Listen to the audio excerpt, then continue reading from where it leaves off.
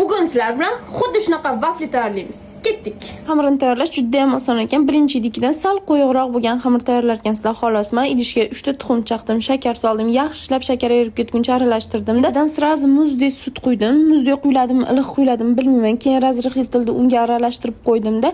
Eritilgan sariyog'ni ham qo'shib aralashtirdim. Yaxshilab aralashtirgandan keyin unni soldim. Keyin yaxshi aralashmadi. Shunday mikser qilaman desam, unlar chachilib ketdi. Ha, o'lsina dedim, lekin xamir rosa ham zo'r bo'ldi. Qanaqadir quyuqroq bo'ldi. Ya'ni Marketdan zakaz qilgan vafli pishiradigan narsam kelgan ekan. Shuni oldim, qolipini shunaqa kichkinacha asalcha kelibdi, lekin zo'r pishirar ekan. Kichkina men bizni ko'tarib uramiz sizni deganidan ekanda boru. Shunaqa zo'r pishirib berdi. Ichiga xamirni quyar ekanman, og'zini yopar ekanman, o'zi yashil sveti o'chib qolar ekan, shuni olar ekanman, solib qo'yar ekanman boru o'rtalar. Eslarda bo'lsa, blogerlikni o'rgatish to'g'risida 5 qismli darslik tayyorladim. Birinchisi bepul, qolgan 4tasi pulligida.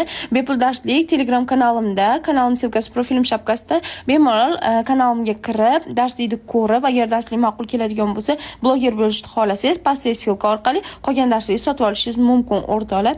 O'sha 16 kishi sotib oldi, qaranglar, u videolar olishyapti, montaj qilishyapti. Xudo xohlasa rezultatlarini keyingi videolarimda qo'yib boraman. Kimga qiziq bo'ladigan bo'lsa, bemalol kanalimga kirib, bepul darslikni ko'rishingiz mumkin. O'sha vafli ham tayyor, o'rtoqlar. Kim shunaqa vafli qilib ko'rgan kommentariyada fikringlarni qoldiringlar.